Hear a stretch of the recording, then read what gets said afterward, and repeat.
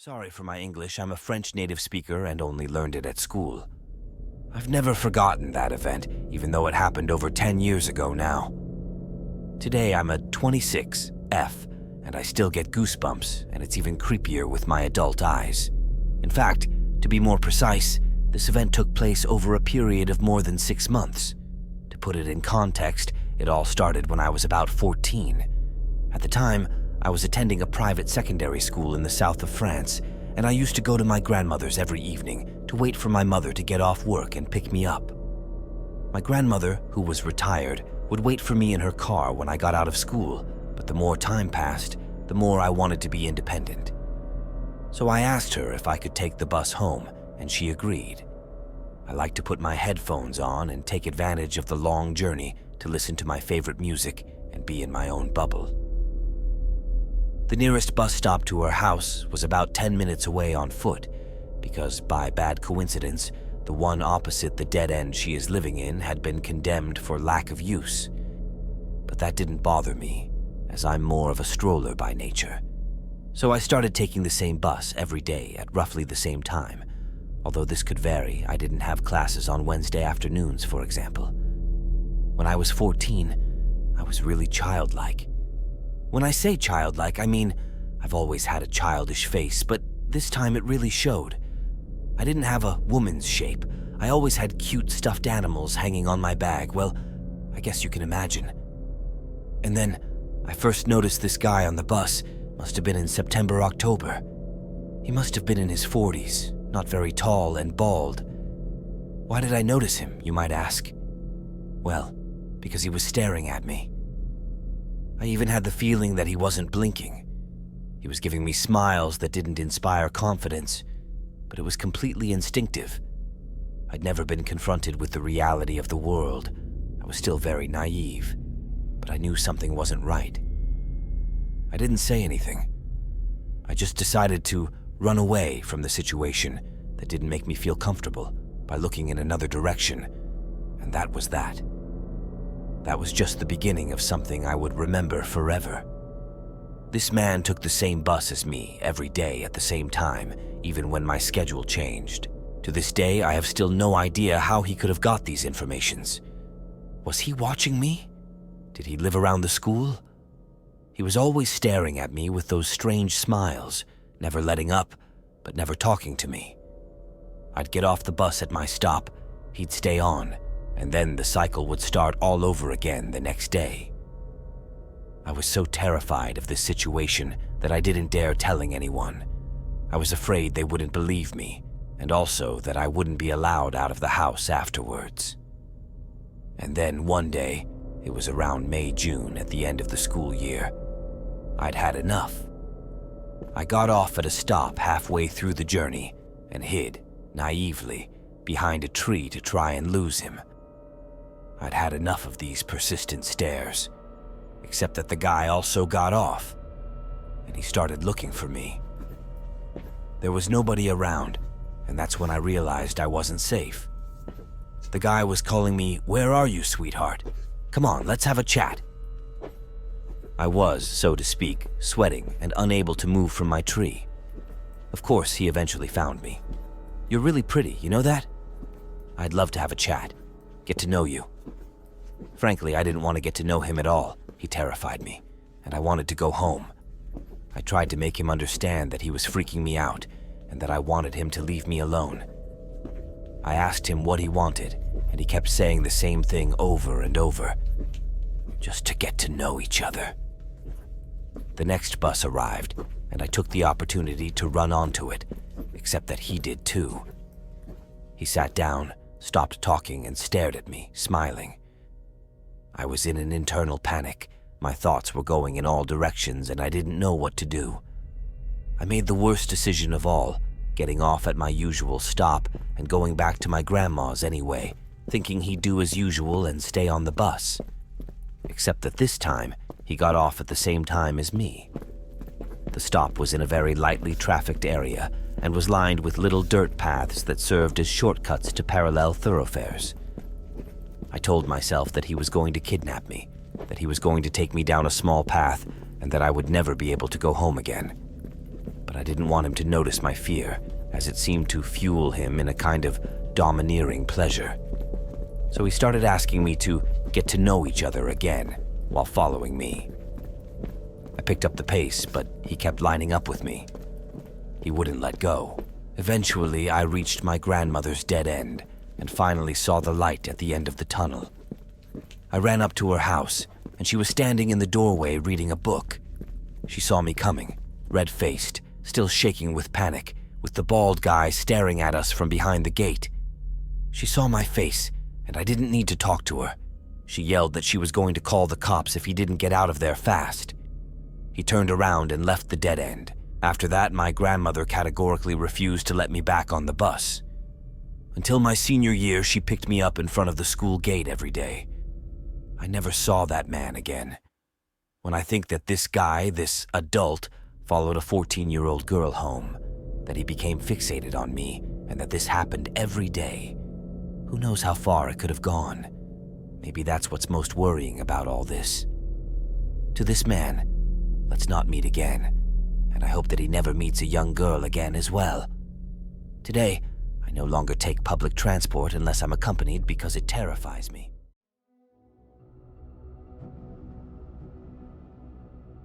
I'm from the UK, if that's any context. So way back in 2016, when the whole killer clown epidemic was huge, I was walking through the woods at around 10 p.m. alone in order to get to a party gathering that was happening in a secluded part of the forest. It was almost pitch black, and I could barely see in front of me besides the flash on my phone, and everything seemed normal as I was walking to the party. I got to a long stretch of woods with no defined path, but it was the quickest way to the party, so I took it. As I got around midway through, I heard something to my left. I turned and saw a shadowy figure sat on a fallen log. I was understandably unnerved, but I couldn't make out if it was just shadows from the moonlight or if it was an actual person. I made the mistake of shining my phone light directly at it, and I was instantly terrified.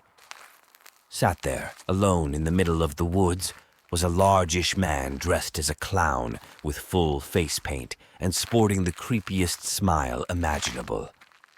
I tried to call 5 different people as I was passing him, and then I heard him get up behind me.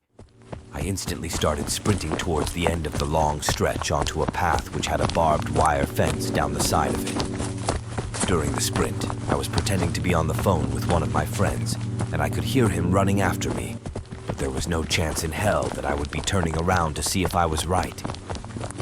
When I got to the path, I jumped over the fence as fast as I could and sliced my hands open as I did so.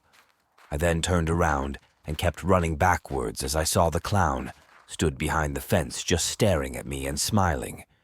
I didn't stop running until I got to the party, and I was scared for a very long time after this. You have to bear in mind that there were so many rumors of people being killed by people dressed as clowns at the time, and while I will never know if the man had evil intentions or was just trying to scare me, it was extremely strange and scary to live through. So in conclusion, killer clown man from the woods, let's not meet.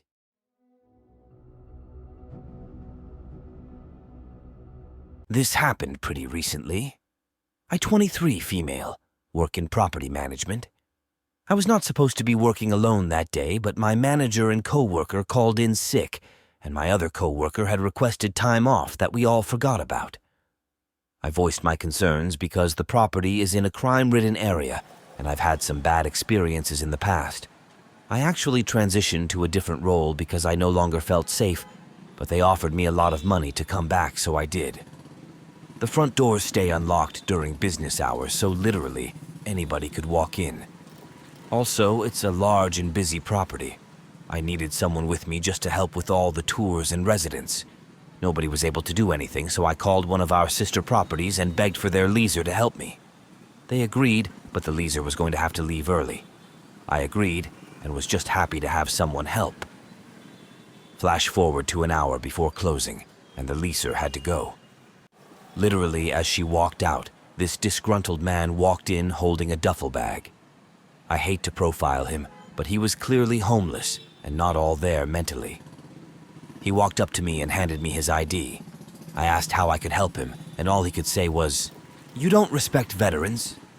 I again asked how I could help him, and he couldn't give me a straight answer.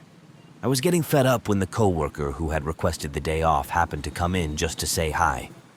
My coworker instantly knew something was off, so he came over to investigate. The homeless guy didn't like my coworker asking him all these questions, so he opened up his duffel bag and started sorting through it. He pulled out a piece of women's lingerie and threw it on my desk. Then he pulled out a box, and in that box was an SD card. He was trying to put it into my computer, and I told him to not do that. He listened to me, but proceeded to rummage through his bag. He seemed very irritated because we kept telling him, "If you can't tell us how we can help, then you need to leave." At this point, I'm getting scared that he is going to pull out a gun and just light us up. Instead of a gun, he pulled out a knife. Instantly, both me and my co-worker start screaming at him to put the knife away and leave. He eventually put the knife away, but refused to leave. I messaged my manager, who was out sick, but lived on site, to please call the cops, and told him there was a guy with a knife in the office. My co-worker, who was with me, didn't physically force him out, but he guided him out by walking towards him and making himself look threatening. Finally, the dude leaves, and we immediately lock the doors. He kept trying to come back in and was cussing up a storm outside. Eventually, he made his way to the convenience store that is attached to the building. Within 30 seconds of him going in, about 4 squad cars pulled up. We pointed at the store and they ran in there. The guy got aggressive with the police, so they beat him and ended up detaining him. I told the police to look in his bag for the knife, and they found it. I identified the weapon and answered some of the police questions. I didn't press charges because this was clearly a mental health crisis, and jail isn't going to reform that. He needs serious, professional help. The DA pressed charges on my behalf, and the courts granted me a protection order. They also let him go without bail. The last update I got was that he didn't show up to his court hearing, and now there's a warrant out for his arrest. I wonder why. I've not seen him since the event took place, and that's all I really care about.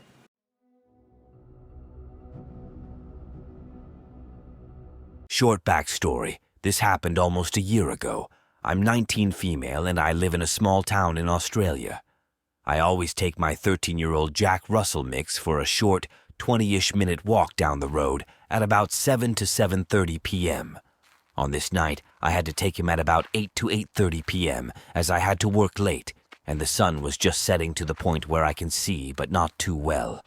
That could have just been my poor eyesight, but it was enough to manage without needing a flashlight. Although I did have one on me, I just didn't want to use it.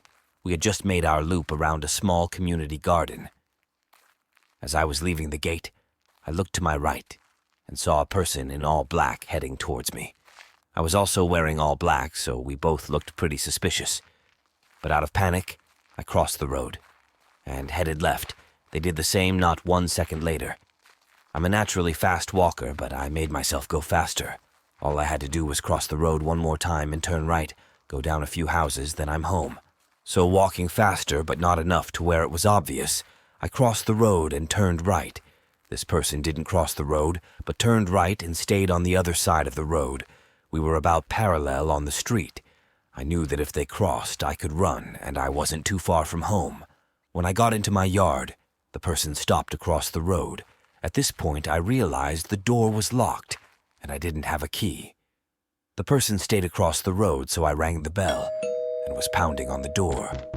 My older brother answered, and the person had just made it into our yard. My brother told the person to F off, and he walked back the way we came. My brother asked who it was, and I explained all this to him. From this day, I take my dog for a walk before work, early morning, rather than after work at night. I do enjoy sunset walks, but for my safety I have stopped, even after a year.